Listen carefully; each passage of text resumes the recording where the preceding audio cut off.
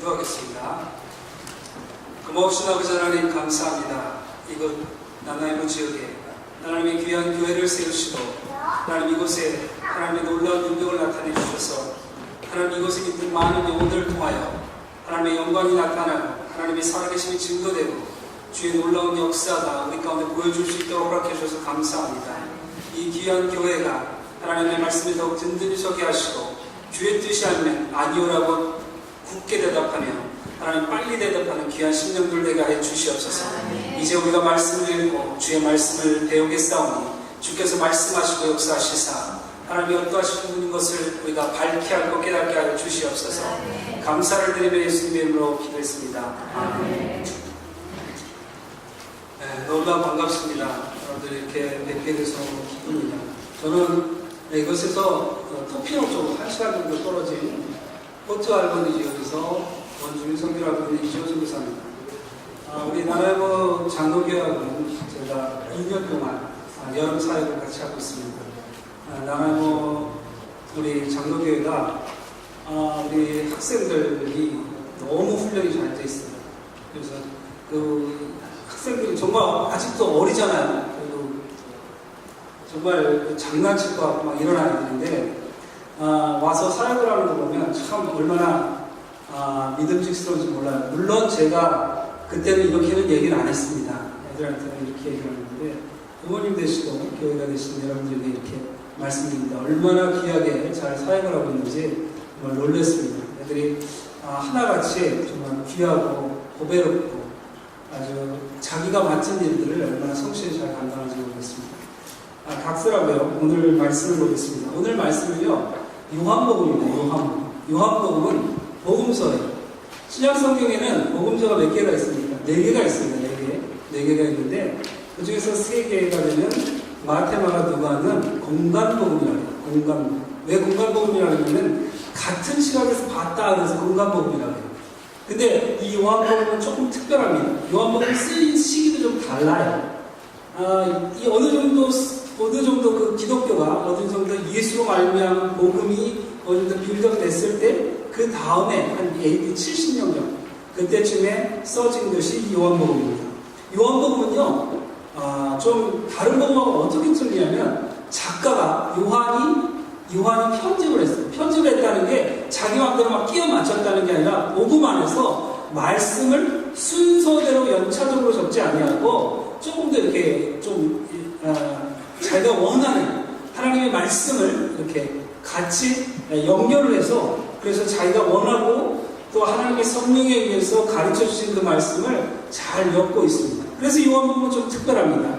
요한복음은 처음에 시작할 때 태초에 말씀이 계시니라 라는 말씀으로 시작해서 태초라는 성경이 써진 것은 창세기서부터 요한계시록까지 3개밖에 없어요. 그 중에 두 성경을 요한이 썼습니다. 오늘 특별히 이 말씀은 여러분들이 너무나 잘 알고 있는 오병이어라는 기적입니다. 오병이어. 여러분들 너무나 많이 들으셨죠? 엄청나게 많이 들었어요. 근데 이 오병이어가 나오게 된, 여기에 이렇게 출현하게 된 원인이 있어요. 그리고 또 그것을 통해서 하나님께서 말씀하시고자 하는 뜻이 있습니다. 여러분, 우리가 말할 때 그러잖아요. 그게, 혹은 그렇게, 이렇게 말을 해요. 이렇게 말하는 건 앞에 있는 내용하고 연결이 된다는 얘기입니다. 성경도 그래요. 성경은 단편 소설이 아닙니다. 성경은 어떠냐면 창세기 1장으로부터 시작해서 요한계시록까지 하나로 꿰맞춰져 있어요. 그래서 앞에 걸 이해하지 못하면 뒤에 걸 알 수가 없고 현재를 알 수 없는 것이 성경입니다. 그래서 성경은 반드시 앞에 어떤 얘기가 있었는지를 알지 못하면 뒤에 이 얘기가 왜 이렇게 귀결되고 이렇게 표현됐는지를 알기가 힘들어요. 오늘 말씀을 보면 요한복음 5장서부터 예수님께서 말씀이 시작됩니다.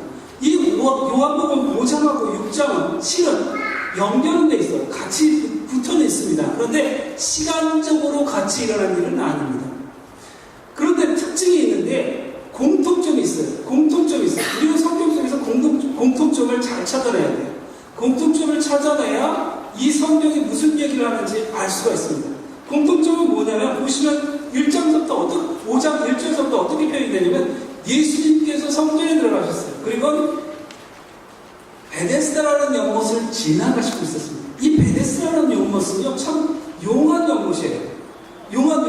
우리나라도 그런 거 많죠. 뭐 약수터에서 이 약수터에서 물을 마시면 위장병이 낫는다. 뭐 그런 게 있어요. 그런 게 있어요. 실은 뭐 과학적으로는 그게 그 찬물이 이렇게 확 들어가서 장 활동을 빨리 이렇게 원활하게 한답니다. 그러니까 그 뭐 물속에 특별한 의미는 없어요. 그렇죠? 그래서 차가운 그 약수물을 먹으면 장이 놀라서 움직여서 배변이 잘 되는 거예요. 뭐 그런 거지 뭐 그 속에 특별히 무슨 위장병을 낫게 하는 무슨 약재가 들어가 있는 건 아니랍니다. 무슨 약재가 들어가 있는 건 아니래요. 그러면 지금 오늘 여기도 어떤 연못이 있어요. 베데스다라는 연못이 있는데 이 연못이 동할 때가 있대요. 동한다는 게 이렇게 물결이 친다든지 그 연못이 좀 이렇게 출렁이면 그 중에 환자가 잽싸게 먼저 들어가는 환자가 어떤 병을 가지고 있든지 그 병을 낫는다고 이야기하고 있습니다. 그런데 여기 한 중풍병자, 성경에 중풍병, 요한복음에는 중풍병자라고 나와있지 않나요? 우리가 추론해볼 때 몸을 움직이지 못하고 있는 거 보니까 중풍병자였어요. 이 사람이 몇 년을 알았다고요? 38년을 아는 중풍병자가 있었어요. 여러분 38년 동안 아파보셨어요? 며칠만 아파도요 사람이 얼마나 힘들고 진이 빠지는지 모릅니다. 김병이 효자 없다는 우리나라 말이 있습니다. 병이 깊어지면요 사람이 마음도 상하고요 주변 사람들도 힘들어져요. 이 사람 몇 년 동안 알았다고요? 38년. 당시에 평균 수명이 한 47세? 45세? 오래 살면 50년. 그럼 이 사람은 몇 년을 알았다는 거예요? 38년이면 정말 지긋지긋했을 겁니다. 중풍병을 앓고 있었어요. 중풍병을 알았다 그러면 지금도 그렇잖아요. 왜 이렇게 병든 사람이 고생스러운 게 뭐냐면 병 가지고 여러 군데 돌아다니다가 지쳐 쓰러집니다. 이 당시도 그랬죠. 뭐 여러 가지 말들이 많았어요. 뭐 여기 가면 낫는다, 저기 가면 낫는다. 이 의사가 잘 병을 고친다, 저 의사가 병을 잘 고친다. 그런 소리에 아마 진이 빠졌을 겁니다. 이 환자가요, 38년 중풍병 환자가 베데스다라는 연못에 옆에 이렇게 있었습니다. 예수님이 지나가셨어요. 지나가시면서 이런 얘기를 합니다. 내가 낫고자 하느냐라고 물어봅니다. 내가 낫고자 하느냐. 예수님이 그를 처음 본 반응이 뭐냐면 네가 낫고자 하느냐 했어요. 그러자 그 환자가 얘기합니다. 나를 옮겨줄 사람이 없습니다. 내가 낫고는 싶은데 나를 저쪽으로 옮겨줄 사람이 없어요. 그래서 내가 여기 38년 되었지만 어떻게 할 수가 없습니다. 그럽니다. 예수님께서 그를 고쳐주세요. 그래서 그가 벌떡 일어났어요. 벌떡 일어나서 어떻게 되냐면 자기가 깔고 있던 매트를 들고 간 거예요. 매트를 들고 간 거예요. 이게 문제가 됐어요. 이게 사단이 됐어요. 누워있던 사람이 자기가 누워있던 매트를 들고 간 게 무슨 문제냐? 이날이 무슨 날이었다? 이날이 안식이었어요. 안식이라면 유대인들은 별로 움직이질 않아요. 일하면 안 됩니다. 근데 이것도 일로 친 거야. 이게 일입니까? 자기가 누워있던 매트를 들고 일어났어요. 그래서 갔더니 사람들 물어봅니다. 야, 누가 나한테 그거 옮기라고 했어? 이 사람이요 38년 동안 거기에 누워있었으면 알만한 사람은 다 알았다는 얘기예요. 그렇잖아요, 여러분. 그렇잖아요. 38년 동안 제가 3년 정도밖에는 포탈반에 가는 일이 없어요. 3년 정도밖에 3년 그 이상 있지 않았어요. 근데 밴쿠버에서 저를 모르는 사람도 제 이름을 대면 그 포탈반에서 사역하신다면서요. 이런 얘기를 많이 들었어요. 3년밖에 안 되는데 이 사람은 38년 동안 한 자리에 있었습니다. 얼마나 유명했겠습니까? 내 말이 유명했다는 게 그 사람이 고상하고 뭐가 잘났다는 게 아니라 병자로 유명했을 겁니다. 그렇죠? 그가 움직였어요. 그러면 그가 움직였으면 물어봤어야 돼요. 어떻게 났냐? 야, 너 어떻게 된 거니? 너 어떻게 네가 성해졌니? 라고 물어본 사람은 하나도 없이 어떻게 안식일날 돗자를 들고 가느냐, 매트를 들고 가느냐, 그렇게 얘기하는 거예요. 여러분, 정말 너무 신기한 일이에요. 아니, 세상에 사람들이 이렇게 각박할 수가 있을까요? 자기 문제가 38년 동안 자기 그 병에 갇혀있는 불쌍한 사람이 그 병이 나았어요. 그럼 축하한다, 잘 됐다라고 얘기하지 않고 정죄하는데 급급합니다. 정죄하는데 급급해요. 예수님은 그를 처음 봤어요. 지나가시는 뒤에 그가 낫고자 하느냐고 물어봤습니다. 여러분, 얼마나 귀한 일입니까? 우리는요, 이 땅에 살면서요, 다른 사람의 약점을 보려고 하지 마십시오. 그 사람이 얼마나 좋아졌는가, 그가 얼마나 잘 되었는가를 보십시오. 이것이 복된 자예요. 이것이 예수 믿는 사람들의 자세입니다. 우리가 사람들 보면 그렇잖아요. 어떻게 이렇게 멋있어졌나? 어떻게 잘 됐니? 그래. 제가 수염을 안 기르다가 이 원주민 그 사회를 시작하면 수염을 길렀습니다. 워낙에 이 수염이 없으면 워낙에 더 빛이 나고 광이 나는 얼굴인지라 사람들이 이 수염에 가려지는 걸 안타까워하면서 그랬습니다. 왜 수염을 길렀니? 제가 뭐 여기다가 물을 줬겠습니까? 비를 줬겠습니까? 그냥 두면 자라요, 수염이라는 게 워낙에. 근데 사람들이 물어보니까 어떻게 왜 수염을 길렀어? 왜 길렀어? 뭔가 이 변화에 대해서 뭔가 뜻이 있겠지. 하필이면 왜 수염을 길렀어? 목사가 왜 길렀어? 이런 게 많아요. 길을만 하니까 길렀죠. 제가 동양 사람들 워낙에 저희도 그렇잖아요. 백인들 이렇게 보면 그 사람이 그 사람 같고 뭐 조금 뭐 눈 색깔이 좀 다르고 조금 특이해야 좀 보이지. 그렇지 않으면 똑같아 보여요. 제가 이렇게 원주민 학교를 하는데 저희 동네에 길이 제 센터 앞에 2차선 도로가 있습니다. 거기서 제가 이렇게 전도를 하는데 전도를 하다가 홈리스가 와서 동전 좀 달라고 해서 동전을 줬어요. 그럼 저는 이렇게 쭉 걸어가면서 전도를 하고 한 바퀴 돌아서 그 건너편으로 왔죠. 이 사람이 저를 발견하고 제 손에 달려오는 거예요. 그러니까 지나가는 사람이다. 저를 그냥 보고 어떤 사람이구나. 이렇게 보지 않고 그냥 지나가는 사람이다. 돈이다. 그러고 건너온 거예요.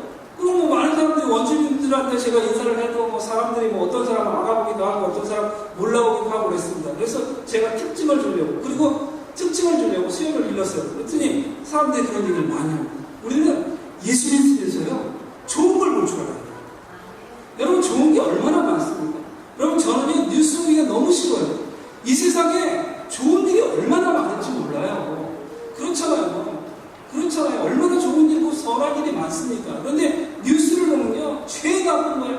죄 죽일 놈이고 감옥 갈 놈들만 소개하는 거예요. 어떻게 세상에 감옥 갈 놈을 소개하는 프로그램이 따로 있어요. 그걸 우리가 챙겨서 봅니다.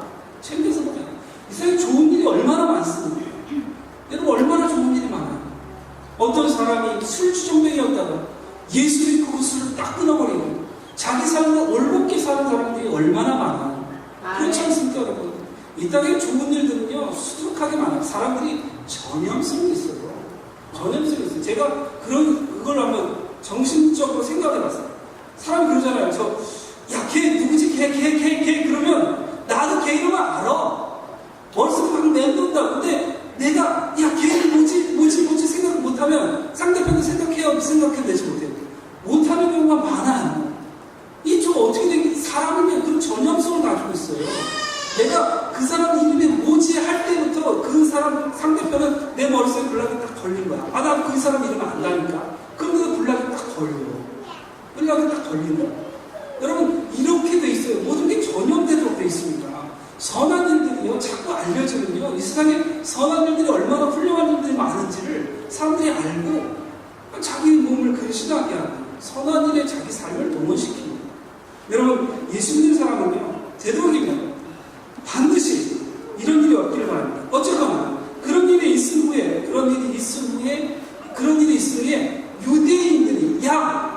유대인들이 생각한 거예요. 안식일에 누가 병을 고쳤다. 여러분 38년 된 병자가 그 병에서 놓였으면 기쁜 일이죠. 그는 기쁜 일입니다. 그게요 율법을 어겼어도요 기쁜 일입니다. 그 일은 축하할 일이에요. 그런데 그 사람들은 어떤 거에 대해 있냐면 율법에 그것을 금했기 때문입니다. 율법은요 하나님의 법도 아니에요. 율법은요 많은 자법이 있습니다. 많은 법, 하나님이 만든 신명기와 출애굽기와 레위기를 통해서 하나님이 주신 그 말씀 이외에 그 말씀 위에 사람 유대인들은요 너무나 많은 법들을 만들었어요. 교회에서도 그런 법들이 참 많이 있죠. 사실은 그게 생명과 상관없고 사실은 그게 말씀과 상관이 없는데 그런 법들을 많이 만들어 놓은 경우가 참 많아요. 그래서 그 법들을 지키려고 정말 소중한 것을 잃어버리는 경우가 참 많습니다. 오늘 본문요 5장 16절부터 18절 보시기 바랍니다. 요한복음 5장 16절로 18절 제가 잘 써왔는데 잠깐 돌려주십니다. 요한복음 5장 16절 18절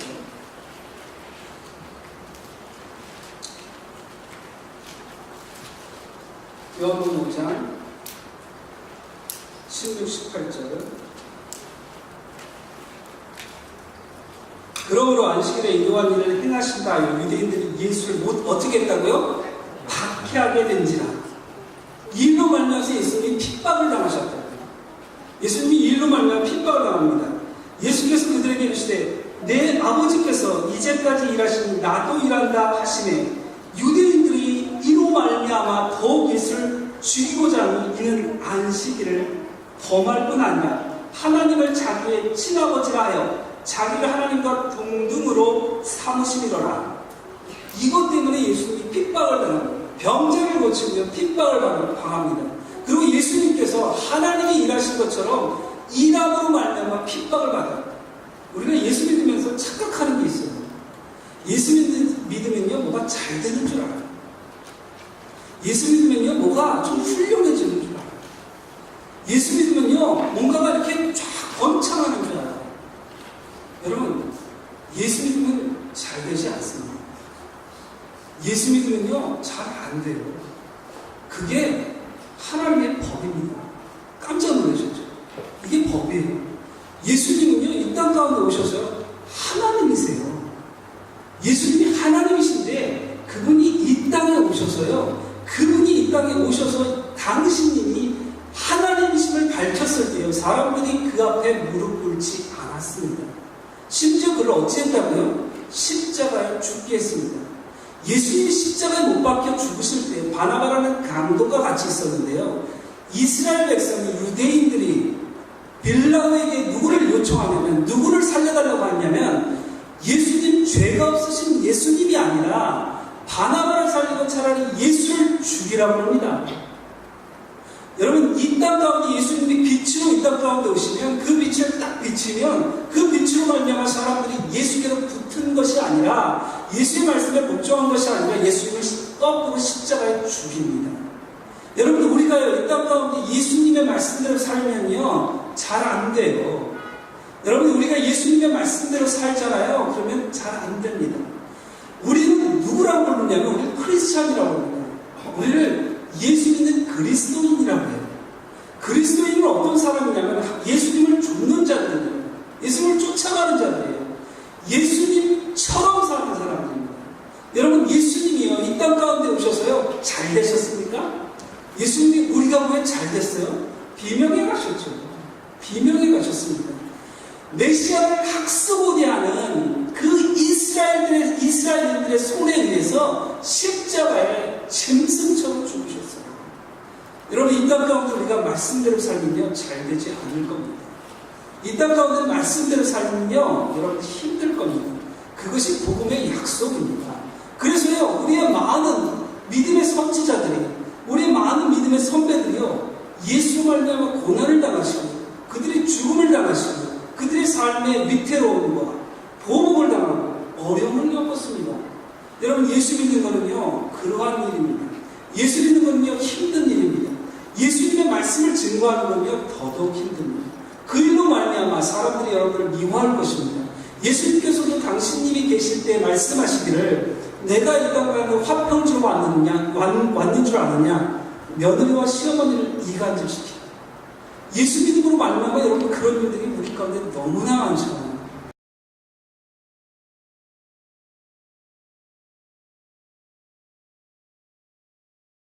예수 믿으면요 뭐가 잘 되는 것으로 우리 인생이 종결되지 않습니다.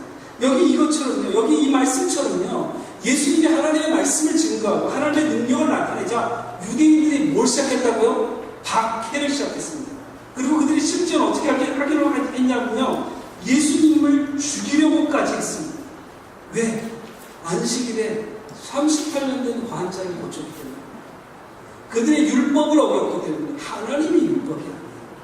여러분 율법하면요 그저 하나님이 주신 율법이 아닙니다. 그래서 예수님의 핍박이 시작됩니다. 그 일로 촉발된 일이 어떤 일이냐면 여기 6장의 일입니다. 그 후에 예수께서 갈릴리 바다 또 디베랴 여기 보면 그 후라는 말 때문에 혹은 5장과 6장에 붙어있기 때문에 우리는 사건이 이렇게 연차적으로 시차적으로 시간적으로 이렇게 일어났다고 생각하는데 실은 그렇지 않아요. 그 이후에 예수께서 디베랴 바다 건너편으로 가십니다.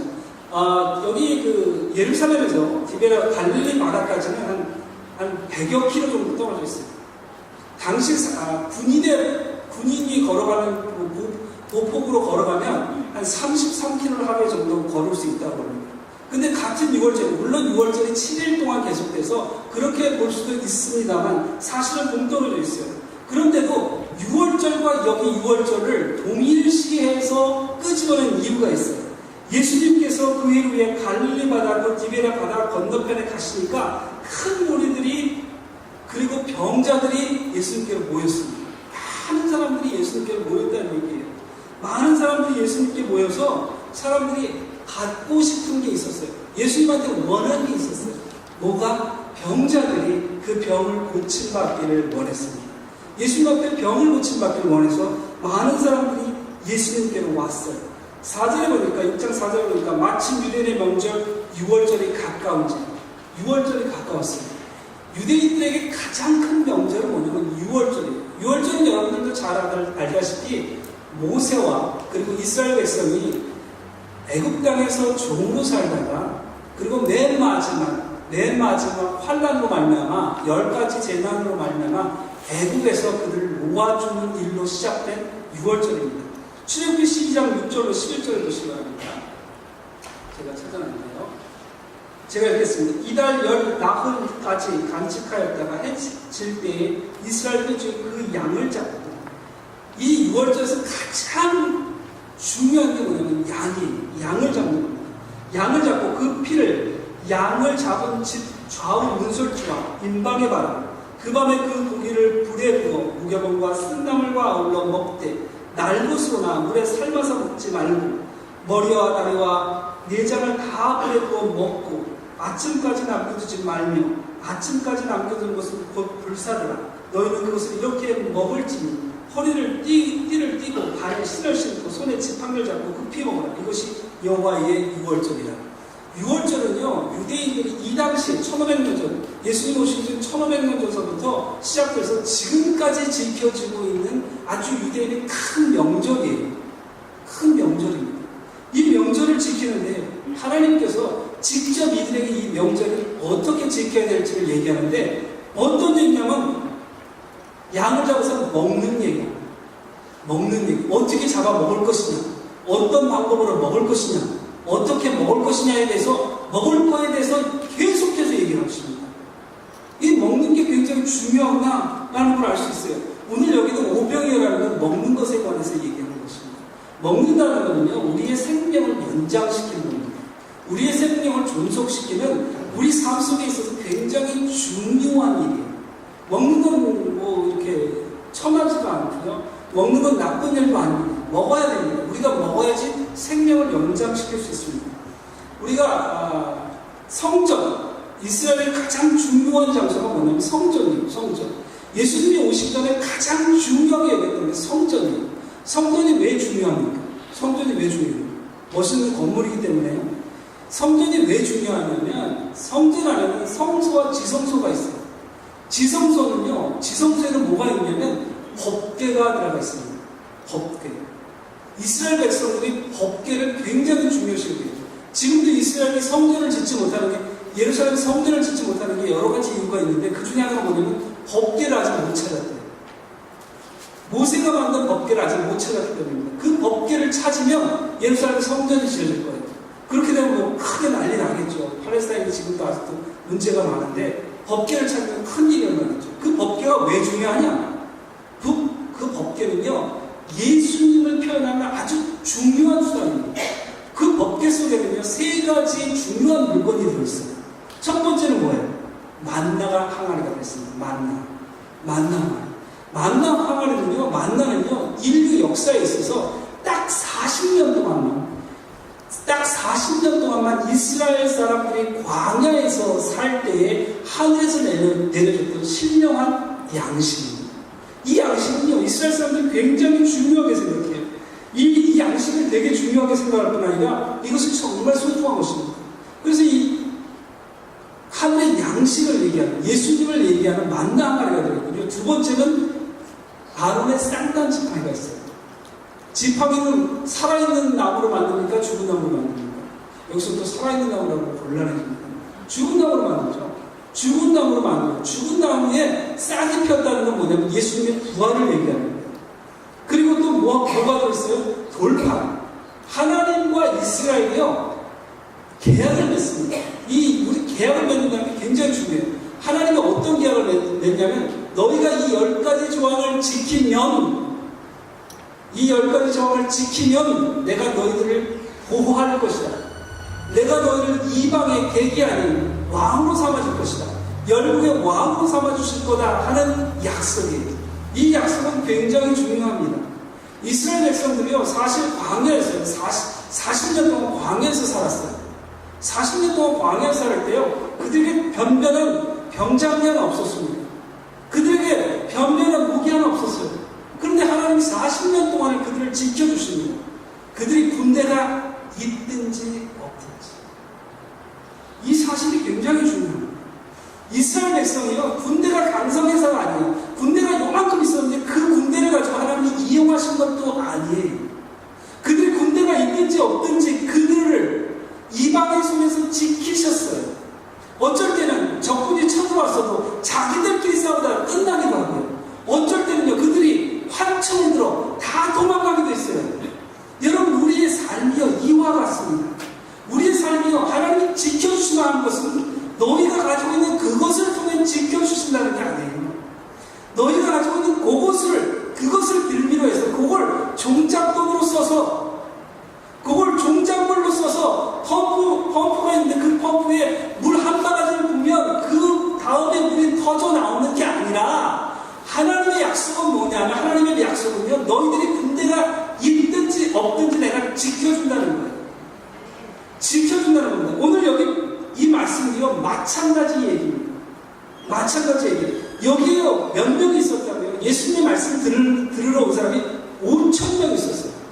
5,000명. 우리가요 지금 이 세상에 살면서 사람이 죽었다면 지진으로 6,000~8,000명 죽고요, 사람이 죽었다면 10,000명도 테러가 죽고요, 막 사람이 죽는 숫자들이 많아서 사람을 우습게 여기는데요, 당시에 5,000명이면요 어마어마한 숫자입니다. 태산과 같은 숫자예요. 이 5,000명도요 누구만? 남자만 어린애 빼고 노인 빼고 여자 빼고 5,000명이었어요. 그러니까 줄자가 2만에서 10,000명 정도 되는 사람입니다. 그들은 어디에 있었다고요? 광야가 뭐예요? 사막이에요. 사막에 월마트 있습니까? 맥도날드 있어요? 아무것도 없어요. 거기서 하나님께서 이들을 먹이십니다. 하나님께서 이들을 먹이시는데요, 하나님이 이들을 먹이시는데 월마트가 있어서 거기서 사서 준 것도 아니고요, 거기에 뭐 맥도날드가 있어서 거기서 빨리 요리해서 먹인 것도 아니에요. 광야에서 예수님께서 그들을 아무것도 없는 상태에서 그들을 먹이십니다. 예수님이 시험하여 묻습니다. 요한복음 6장 7절에서 9절의 말씀 보시면 빌립이 대답하여 예수님이 물어봅니다. 야, 이 사람들 먹이고 싶다. 6절에 이렇게 말씀하시면 친히 어떻게 하실 것을 5절을 봅니다. 예수께서 눈을 들어 큰 무리가 자기에게 있는 것을 보시고 빌립에게 이르시되 우리가 어디서 떡을 사서 이 사람들을 먹게 하겠느냐 하시니, 떡을 사서 이 사람들을 어떻게 먹을까? 5,000명, 2만에서 5,000 되는 이 사람들을 어떻게 먹을까? 그랬어요. 그래서 빌립이 그렇게 얘기를 하죠. 7절에 빌립이 대답하되 각 사람으로 조금씩 받게 할지라도 200데나리온의 떡이 부족할 하리이다. 제자 중에 한 사람. 이렇게 얘기했어요. 200데나리온, 1데나리온은요 이스라엘 사람이 당시 한 사람의 1달러, 한 품삯이 1데나리온이에요. 그러니까 지금 돈으로 하면은 10,000만 달러 정도 된다고 봅니다. 200데나리온이면 지금 돈으로 가서나면 10,000불 정도 된다고 봅니다. 그 돈으로 가지고도 이 사람들은 다 먹을 수 없습니다. 불가능한 얘기입니다. 돈이 있어도요 살 데가 없습니다. 광야, 사막에 무슨 마트가 있어요? 없습니다. 거기서 어떻게 먹이겠다는 거예요? 제자 중 하나 곧 시몬 베드로의 형제 안드레가 예수께 여짜오되 여기 한 아이가 있어 보리떡 5개와 물고기 2마리를 가지고 있나이다. 그러나 그것이 많은 사람에게 얼마나 되겠사옵나이까. 여기 기껏 찾은 것이 물고기 2마리하고 보리떡 5개입니다. 근데 이것을 가지고 이 많은 사람을 어떻게 먹일까요? 그리고 예수님에게 물어봅니다. 여러분, 사실 이거는요 이스라엘 백성의 지금 이 성경은요, 이 요한복음은요 지금 단독적 사건이 아닙니다. 사실은요 1500년 전에 이미 이스라엘 제국 중에 일어났던 사건입니다. 시편 79편을 보시면 됩니다. 78편입니다. 시편 78편 19절 보입니다. 시편 78편 19절. 그뿐 아니라 하나님을 대적하여 말하기를 하나님이 광야에서 식탁을 베푸실 수 있으랴. 이스라엘 백성이 40년 동안 이스라엘 백성이 광야에서 살 때 어떤 이가 이런 얘기를 합니다. 그뿐 아니라 하나님을 대적하여 말합니다. 하나님을 대적해서 말했어요. 하나님을 대적했다는 건 하나님을 맞서 싸워서 얘기했다는 겁니다. 하나님을 반하면서 하나님을 욕하며 얘기했다는 겁니다. 무슨 말이냐면 하나님이 광야에서 식탁을 베풀 수 있으랴. 여기 2만 5천에서 600만의 사람이 있는데 이 사람들을 하나님께서 어떻게 먹이실까 하는 얘기입니다. 어떻게 먹이겠냐라는 얘기예요. 이것이요 이집트 사람의 말이 아니었습니다. 이것이요 블레셋 사람들의 말이 아니었습니다. 이것이요 계속해서 봅니다. 실은 계속해서 봅니다. 시편 78편을 좀 봐주시기 바랍니다. 11절에서부터 말씀이 나옵니다. 78편 11절에서 25절. 좀 더 넘기시면 됩니다. 예. 여호와께서 행하신 것과 그들에게 보이신 그 기이한 일을 잊었도다. 하나님께서 이스라엘 백성들을 어디서 끄집어냈어요? 애굽 땅에서 끄집어냈어요. 당시 애굽은요, 어마어마한 초강대국이었어요. 지금의 미국과, 지금의 중국과, 지금의 러시아가 합친 것만큼이나 강한 나라였습니다. 그 나라에서 종으로 살았던 게 이스라엘 사람들이었습니다. 여러분, 종은요, 옛날에 어떤 존재들이었냐면요, 이 건전지 같아요. 이 건전지 제 겁니다. 제 거예요. 제가 이 건전지 가지고 있는데요, 제가 마음에 안 들면 버릴 수도 있어요. 제가 이 속에 뭐 있는지 까뒤집어서 소관을 볼 수도 있습니다. 내가 이거요, 누구한테 줄 수도 있습니다. 왜요? 이거 내 거기 때문입니다. 그 당시에 노예들, 종은 어떤 존재들이었냐면요, 이 건전지 같았어요. 그냥 내가 때려도 아무도 얘기할 사람이 없습니다. 내가 심지어 죽이거나 팔아도 누구 하나 얘기 안 씁니다. 왜? 종은 내 거기 때문에. 사람들의 소유였어요. 그리고 그 소유인 종들은요, 이집트에 있어서 경제의 기본이었어요. 종들은요, 이집트 경제를 지탱하고 생산력을 높여주는 존재들이었어요. 그들이 600만이나 된다는 사람들이 이집트에서 빠져나온다는 건 사실적으로 불가능한 얘기입니다. 불가능한 얘기예요. 한두 사람도 아니고 600만이라는 대의 사람들이 빠져나왔다는 건요, 이건 어마어마한 사건입니다. 이 사건은요, 마치 이집트가 다른 나라의 공격을 받아서 그 노예들을 끌고 나오면 가능한 일이었습니다. 600만이나 되는 그 사람들이요, 광야로 나왔어요. 하나님이 섬기겠다고 나왔습니다. 이집트에서 그들을 보낼 때요, 그냥 잘 가라, 빠이빠이 이렇게 보내지 않았어요.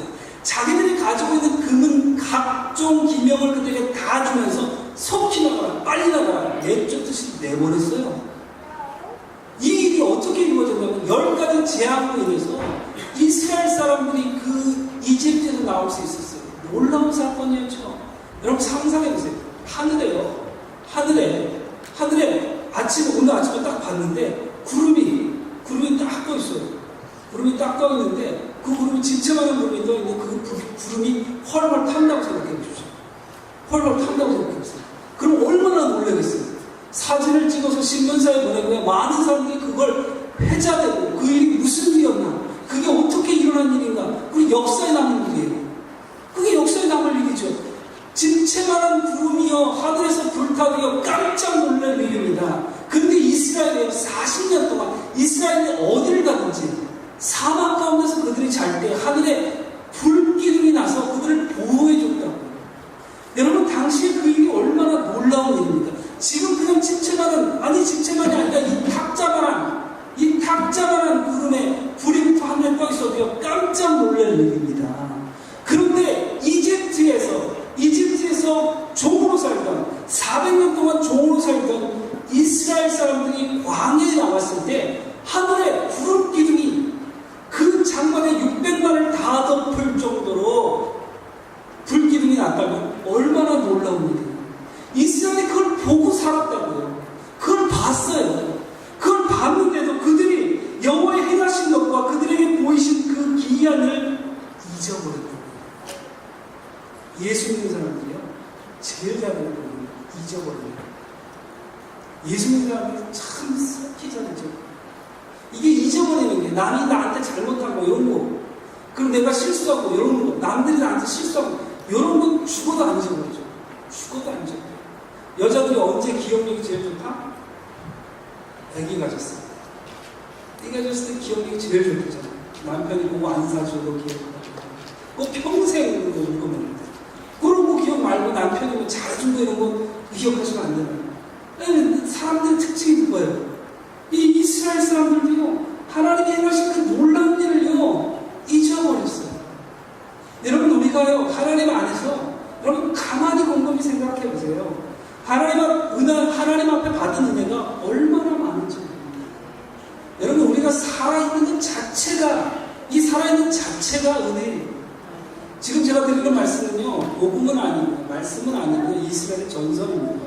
이스라엘의 전설인데요, 우리가 하늘나라에 가면 맨 마지막에 어떤 방을 통과한답니다.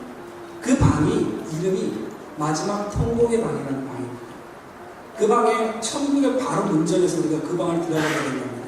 이건 말씀이 아니에요. 조시다가 여러분들 또 이건 잠깐 깨닫고 얘기 듣고, 아, 성경에 그런 게 있다네, 이러면 정말 곤란하죠. 이건 말씀이 아니라 유대인의 전설이에요.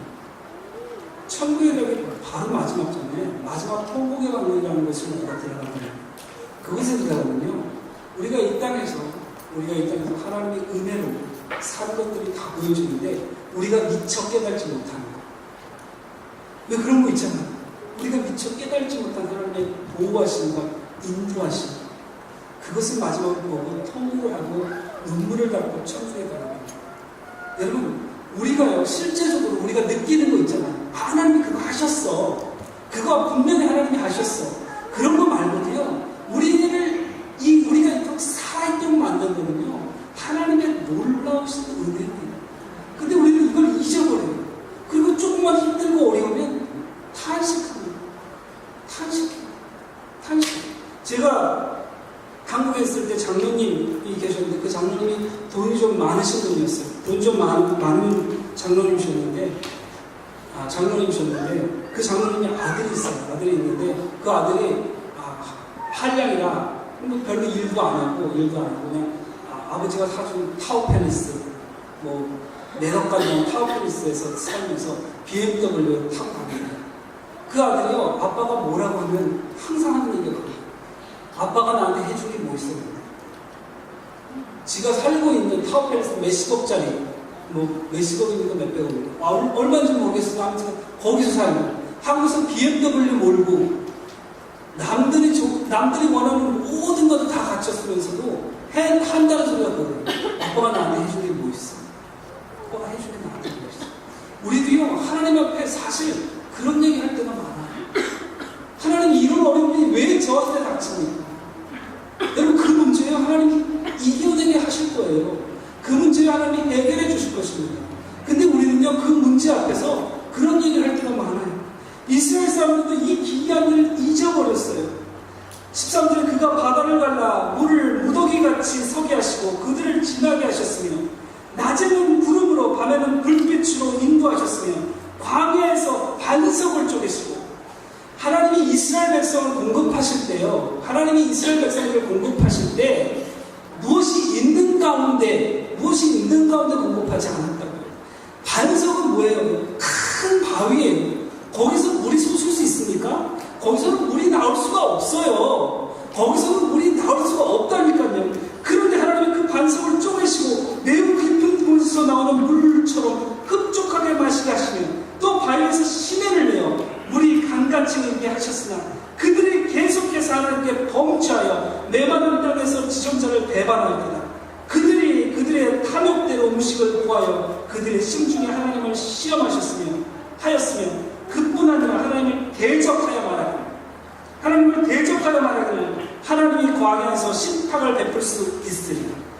우리가 6장을 읽었던 것처럼요, 빌립이 그랬던 것처럼요, 그리고 또 우리가 알고 있는 안드레가 그랬던 것처럼요, 그들이 예수님에게 뭐라 그랬냐면, 예수님, 여기 2만의 사람이 있는데 어떻게 먹이실 겁니까? 어떻게 먹이실 겁니까? 라고 얘기합니다. 그들의 조상인 600만이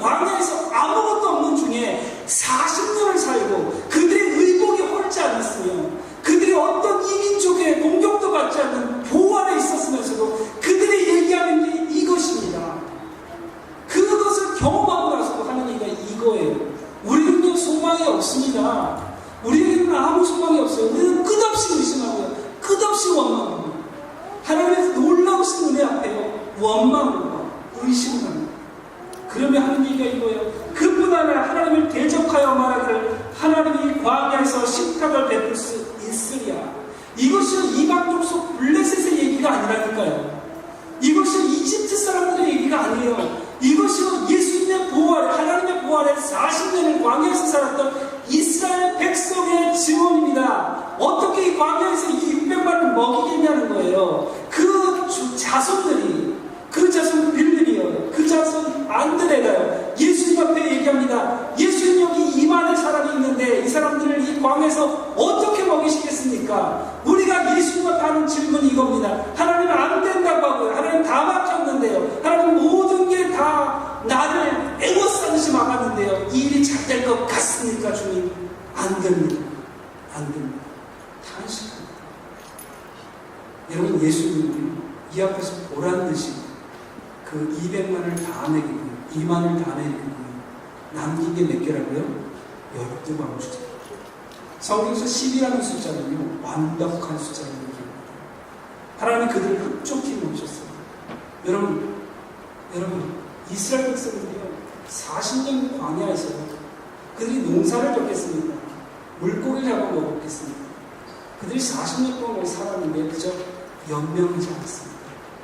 그냥 하루하루를 때워서 살지 않았습니다. 그들이 풍족하였는데 그들이 하늘에 그들이 고기를 먹고 싶다 할 때 하나님이 북풍을 불어 그들이 이빨 사이에 고기가 낄 정도로 먹이셨습니다. 그들이 배고프다고 아우성을 치실 때에 하늘에 만나를 먹여주셨는데 그 만나의 맛이요, 꿀 섞인 과자 같다고 했습니다. 그런데 시간이 지나 그들이 하나님을 원망하여 하는 말을 뭐라고 그러지 않아요? 이 박한 식물이 싫어졌다. 이 박한 식물이 싫어졌다. 아니, 인류 역사 속에서 하늘에서 내리는 하늘의 만나를 세상에 표현할 길이 없어 검은 가시 같다고 했던 그 만나, 이름이 도대체 알 수가 없어 이것이 무엇이냐고 했던 그 만나를 40년 동안 그들이 먹고도요, 그들이 한탄하며 한 소리가 이 박한 식물이 싫어졌다. 여러분, 우리의 삶을 통해서 하나님이 주시는 그 놀라운 은혜 가운데 우리가 하는 얘기는 아닙니까? 우리가 하는 얘기는 아닙니까? 여러분, 우리는 하나님 안에서요, 풍족합니다. 우리는 단순히 연명하지 않는 남은 양식입니다. 하나님이 주시는 데는요, 풍족히 주십니다. 그런데 왜 아프리카에 있는 그 아이들이 굶어 죽어야 합니까? 우리 인간의 탐입니다. 하나님이 그 자비하시고 그 놀라우신 은혜는 우리를 2년 반을 먹일 만큼의 양식을 주는데 우리가 우리의 욕심으로 쌓아둡니다. 차라리 쥐가 먹을지언정 그들에게 내주지 않습니다. 이것이 우리의 신념입니다. 이것이 우리의 모습입니다. 하늘의 신령한 떡이신 유일하신 하나님의 아들 예수 그리스도가 이 땅 가운데 왔는데도 그들의 대우는요, 그들의 저신은요, 그를 십자가에 못 박혀 죽여버립니다. 여러분, 우리가 그때 그 시절에 안 살았으니까 우리는 안 그럴 것 같아요. 우리는 유대인이 아니니까 안 그럴 것 같아요. 우리도 다를 바가 없습니다. 우리도 똑같이 우리의 삶 속에서 하나님이 주시는 그 놀라운 은혜, 하늘의 떡이며 하늘의 양식이며 우리를 영원한 삶으로 인도하실 그 하나님, 그 예수님을 우리 삶 속에서 거절하고 우리 삶 속에서 의심하고 우리의 삶 속에서 그분이 하나님이신 걸 인정치 않습니다. 여러분, 우리의 삶 속에서요, 그분을 인정하는 방법은요, 감사하는 거예요. 여러분이 어떤 문제와 어떤 여건에 놓여 있든지 하나님 앞에 감사합니다. 여러분, 감사는요, 이런 뜻입니다. 하나님, 당신은 진짜 하나님이십니다. 내 여건이 어떻고 내 상황이 어떠하든지 이것을 변화시켜 하나님의 의로운 길로 인도하실 것을 내가 알아. 이 흉악한 중에도, 이 악한 중에도 하나님 앞에 나는 감사합니다. 여러분, 사람들은요, 이 세상 어딜 가나 욕이 있어요. 어딜 가나 욕이 있는데 그 욕들은요, 다 하나같이 하나님을 욕하는 욕들이 있대요. 하나님을 욕하는 욕들. 사람은 모든 것을 다해서 하나님을 대적하고 하나님을 방해합니다. 하나님을 미워합니다. 그러나 오직 하나님을 아버지라 부르고 그분이 하신 모든 일에 주님이 하신 일에 내가 찬성합니다. 이것이 내게 손해가 되고 이것이 내게 지금은 어려워 보이나 하나님 당신이 하셨습니까? 나는 찬성합니다. 하는 족속들이 있어요. 그들이 크리스찬들이고 그들이 예수 믿는 자들입니다. 오직 예수 믿는 자만이요 이 세상의 불편함과 어려움 가운데도 낙심 가운데도 하나님 감사합니다를 외쳐주셨습니다. 여러분 유일하게 인류 가운데 유일하게 하나님의 자녀만 하나님을 아버지라 부릅니다. 심지어 그를 아빠, 아버지라 부릅니다. 여러분 우리가 이 은혜에 있는 자입니다. 우리가 이 은혜에 갇혀 있습니다. 여러분 수많은 사람들은 여러분들 귀에 대고 얘기할 겁니다. 이 사막에서 이 광야에서 능히 식탁을 예비하시리. 하나님께서 능히 식탁을 예비하시리. 근데 여러분 믿는 자들은 주님께서 하실 것을 내가 믿습니다. 오직 주 앞에 주의 편이 되어 주 앞에 서고 주의 편을 들고 그 앞에 서시는 나와 여러분 되시고 주님을 축원합니다. 기도하겠습니다.